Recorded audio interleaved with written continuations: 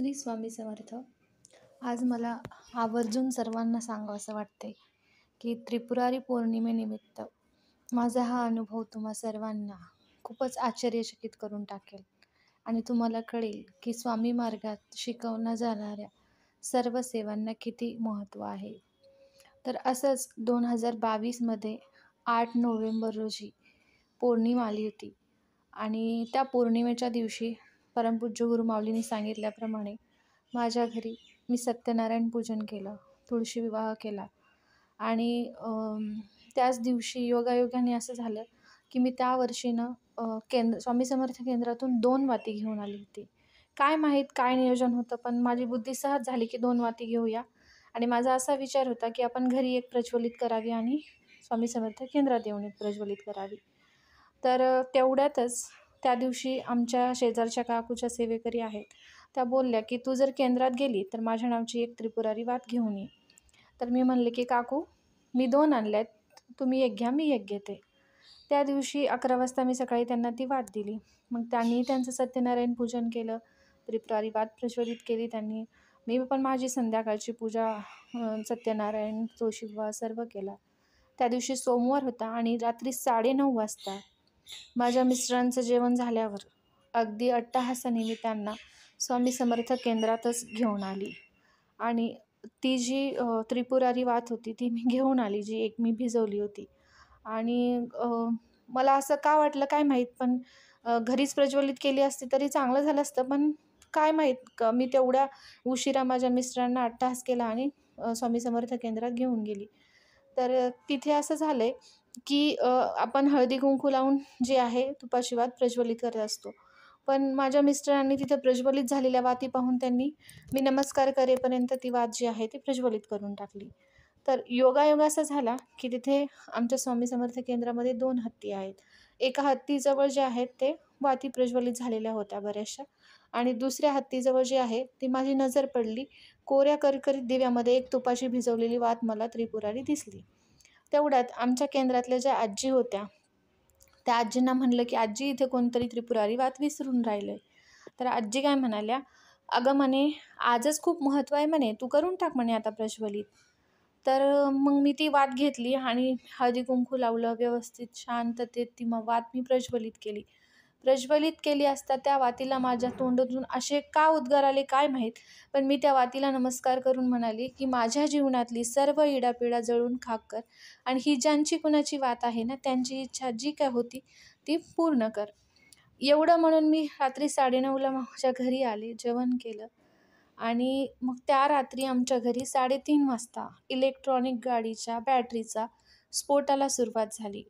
अगदी 3-3:30च्या दरम्यान त्या इलेक्ट्रॉनिक बॅटरीमधून बारूद यायला सुरुवात झाली, आवाज यायला सुरुवात झाली आणि मिस्टरांना मी स्मेल आला म्हणलं अंथरुणातून की ते उठले ताडकन आणि ते बॅटरी घेऊन गॅलरीत ठेवली असता आम्ही 3rd फ्लोअरला राहतो. 2nd फ्लोअरची जी आहे ती ड्राय बाल्कनीमध्ये इन्व्हर्टरची बॅटरी होती, तिथेच त्यांनी ती बॅटरी ठेवली. म्हणजे 2-3 हाताच्या अंतरावर ती बॅटरी ठेवली भेटती.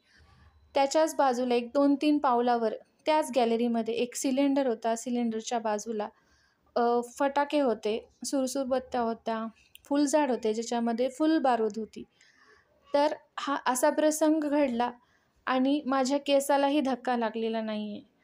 तर त्या प्रसंगाने मला एवढं शिकवलं की जेव्हा स्वामी समर्थ आपल्या जर संरक्षणासाठी असतील तर आपल्याला कोणतंही काहीही संकट जे आहे ते आपल्या जवळसुद्धा भिरकू शकत नाही, किंवा भिरकवलंच तर अगदी असं होत असतं. सगळ्या घरभरात धूर पसरला. घरात 9व्या महिना लागलेली लेडीज प्रेग्नेंट होती, तीसुद्धा पळायला लागली तेवढ्या रात्री. योगायोगाने बॅटरी उचलून ठेवली म्हणून किमान बाहेरच्या लोकांनी मदत तरी केली बॅटरी विझवण्यासाठी. आम्ही तर सर्व गोंधळून गेलो, पण महाराजांचा जे आहे तिथे जो दिवा होता तो प्रज्वलित होता. शिवाय माझ्या घरात स्वामी समर्थ नामाची कीट अखंड चालू होती. तर मला विश्वास वाटला की महाराज आता काहीच होऊ देणार नाही. महाराजांना एकच विनंती केली महाराज बॅटरी फुटू देऊ नका, महाराज बॅटरी फुटू देऊ नका, कोणालाही काही लागू देऊ नका, कितीही नुकसान होऊ द्या पण कोणालाही काही लागू देऊ नका. हा माझा रट्टा चालूच होता.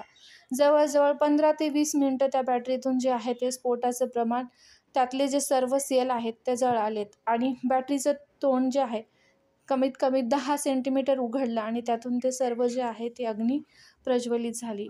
खूप मोठमोठे स्फोट होत होते आणि सगळं महाराजांनी सावरलं आणि ते योगायोग नव्हताच, कारण ते सर्व जे आहे ते महाराजांना दिसत होतं आणि महाराजांनी मला त्या अग्नीला त्या रात्रीच नमस्कार करायला लावला होता आणि माझी जी आहे इडापिडा जीवनातली माझी सगळी ती आहे ती तिथून टळून गेली.